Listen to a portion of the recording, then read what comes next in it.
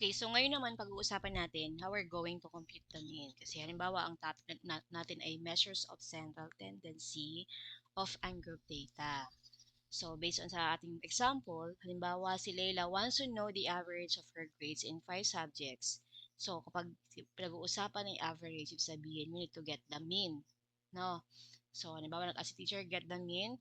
So, ang gagawin nyo lang dito, para makuha yung pinaka-average ng grades ninyo, i-add lang ninyo lahat ng data na nakita ninyo dyan, yung kanyang grades. So, ibig sabihin, 80 plus 85 plus 75 plus 90 at plus 80. So, ibig sabihin, ito-total nyo lang yung lahat yan. So, kung di ako nagkakamali pag in-add natin yan. So, ayan, halimbawa, i-add natin siya.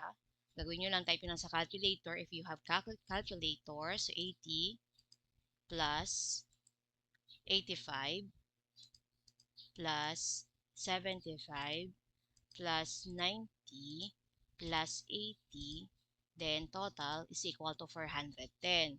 So, dahil siya ay 410, lahat-lahat, ang total niya, i-divide ninyo, ilan ba lahat ng subject meron siya? So, sabi dito is we have 5 subjects. Ibig sabihin, i-divide nyo po siya sa 5. So, kapag dinivide siya sa 5, ilan ang mapoproduce niya pong ano po? Total. Ibig sabihin, 5 is equal to 82. So, ibig sabihin, therefore, Dayla's average is equal to 82 po, no? So, that is the average of her 5 grades po or 5 subjects po na meron siya. Okay? So, ganyan lang po kumuha ng mean. Ina-add lang po siya, then dinidivide po kung ilan yung subject. So, halimbawa, ibig sabihin, hindi lang sa mean. Halimbawa, may iba pa kayong data ang kailangan kuhanin and you need to get the average. So, ibig sabihin, mean lang gagamitin ninyo. Okay? Next, paano naman if Layla wants to know the middle value of her grades? Ibig sabihin, pag middle value naman, pinag-usapan naman dyan yung median. So, paano natin gagawin yung median? Sa median, madali lang to. Kailangan mo lang i-arrange mo yung data mo o yung grades ni Layla from highest to lowest o lowest to highest. Okay po, kayo po ang bahala. It's either man, ano sa dalawa. So, ako, ang gagawin ko lang, lowest to highest ako. Ibig sabihin, 75 yung una dahil yung pinakamababang grade niya, sunod yung 80, sunod yung dalawang 80 po na yan, and then we have 85 and 90. So, ibig sabihin, kung ibabalance cancellation ko siya, kukuhanin ko kasi yung pinaka-middle niya, cancel ko yung 75, cancel ko yung 90, cancel ko yung 85, cancel ko yung 80. So, therefore, ang pinaka-middle na natira ay is equal to 80. No, ibig sabihin, yan yung pinaka-middle value ng kanyang grades. Kaya lang, may instances kasi minsan na ang data ay 6. Halimbawa, nagkaroon pa siya ng isa ditong grade na, for example, nagkaroon pa siya ng 95. So, ibig sabihin, 6 na yung grades niya o 6 na yung subject niya. So, halimbawa, pag ganyan ang nangyari, ang gagawin nyo lang, pwede din kayo mag-balance cancellation pa din, ganun pa din naman.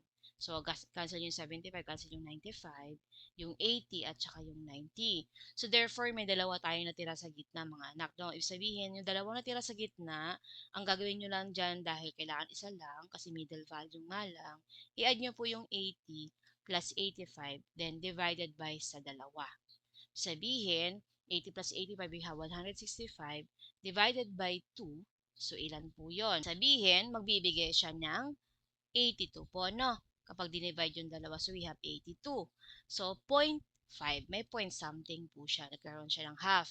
Pag ganito, pwede nyo pong i-round off or i-round up po siya dahil 5 naman po ito. So, magiging 83 into whole number na po, no? O, pwede into whole number o pwedeng same pa din na naka-decimal point po siya.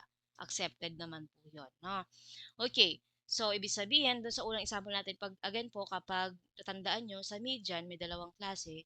Kapag odd number po, kapag odd number yung data natin, ibig sabihin, isa lang ang matitira. Isa lang yung magiging median mo.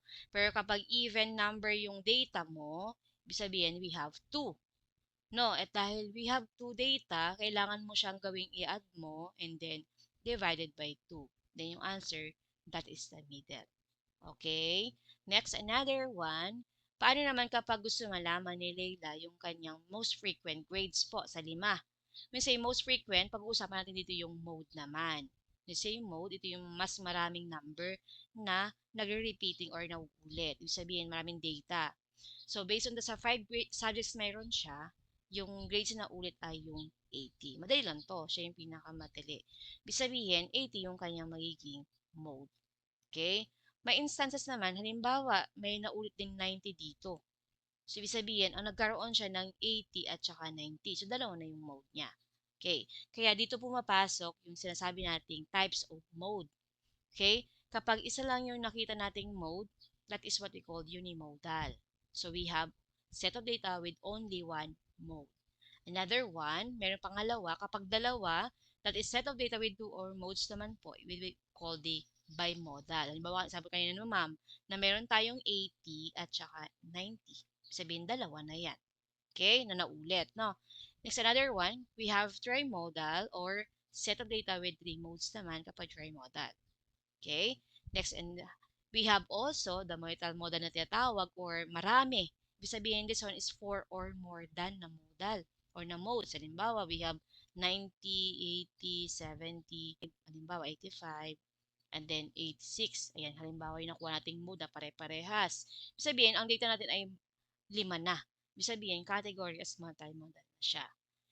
What if, ma'am, kapag equally appear naman siya, halimbawa, meron lang ako, walang naulit, kaya siya na 90, 85, 95, 75, and then 86.